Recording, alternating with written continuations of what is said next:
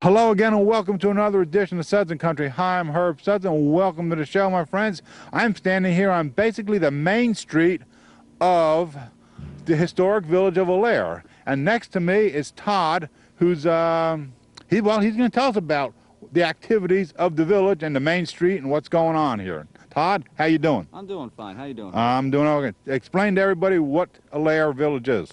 Well, we're standing here in Allaire Village, recreated in the 1830s. This was an iron-producing community back then, of course, named for our benefactor, James P. Allaire.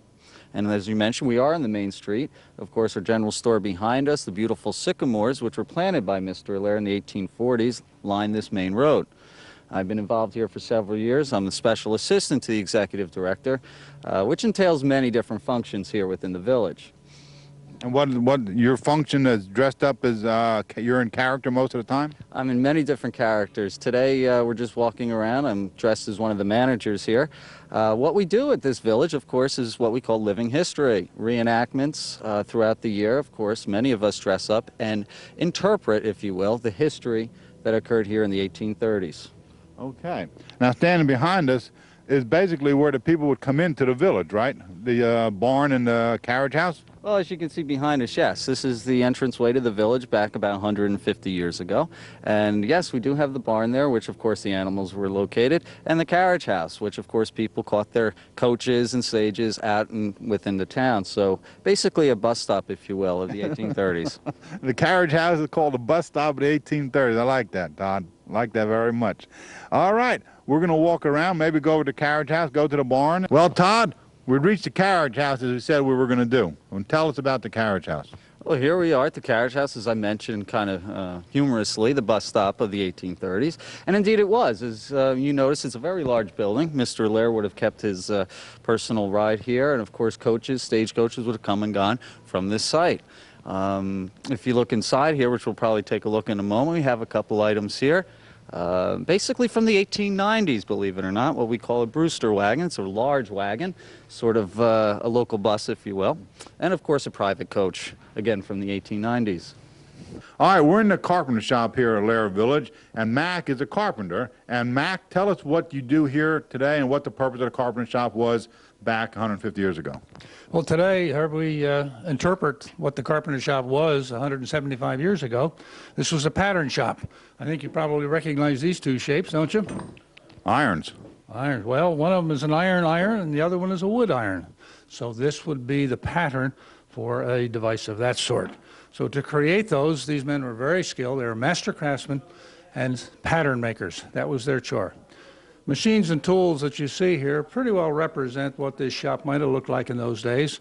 They're not original tools to Mr. Allaire, but basically their period. They probably averaged around 1850. Some newer, some older. This is a particularly interesting one, I think. A little treadle jigsaw. And this is an 1870 saw. And it works probably as well today as it did when it was brand new.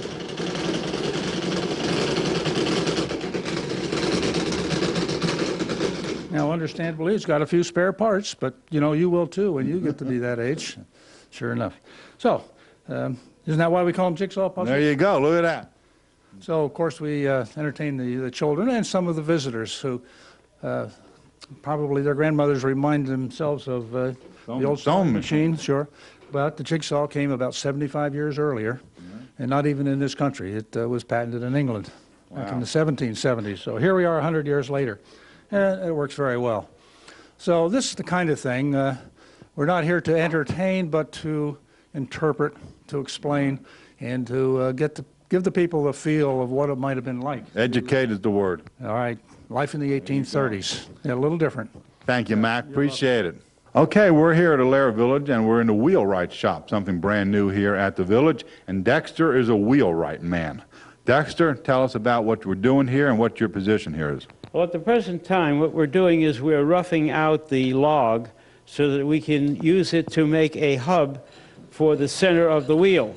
And if you'll notice, what we're doing here is we're trying to smooth this up and make it round.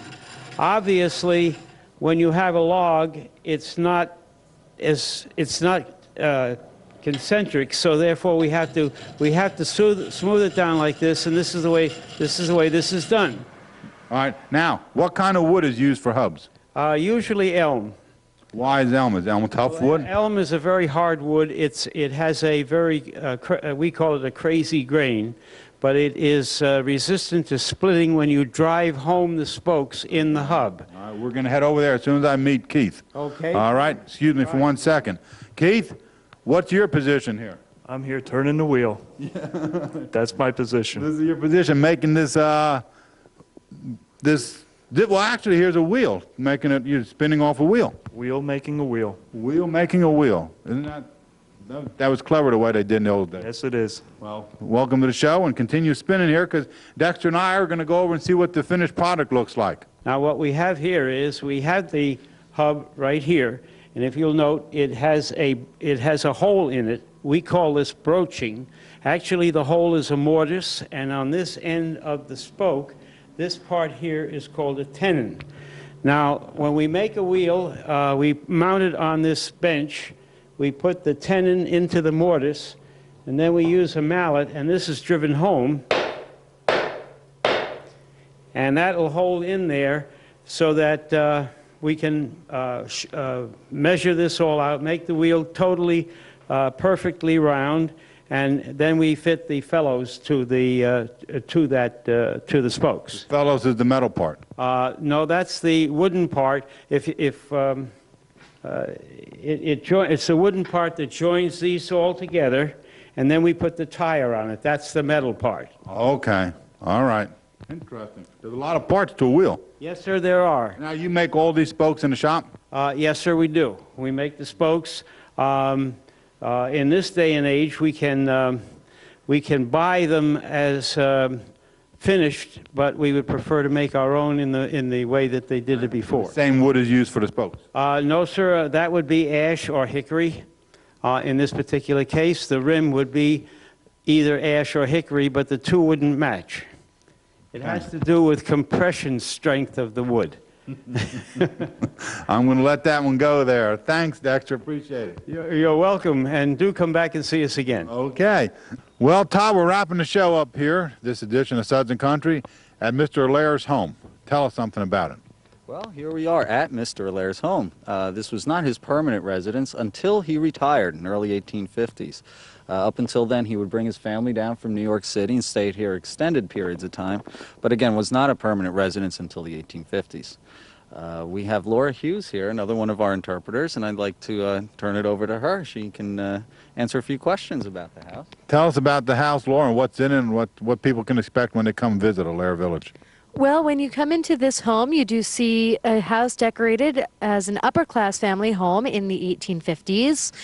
You first walk in and you see the kitchen, which is a beautiful large kitchen with a large central table instead of counter space, so that you have counter space or wall space used up with windows and doors to cool the room off in the summer. Then you walk in and see a nice dining room with original Allaire chairs that date back to the 1840s. And you also see the front parlor where the family would entertain guests on probably evenings, special events, things like that. You also see Mr. Allaire's office, where he probably got much paperwork done. After that, you go upstairs, you see the family bedrooms, which are all very well designed, as well as the servants' quarters, which were very comfortable for people of their station in this period. Well, you took us a tour through that house, all right, Laura. Thank you very much. You're welcome. Okay. Let's wrap up this edition of Suds and Country. Thank you, everybody here, for being on Suds and Country. Appreciate it. Okay.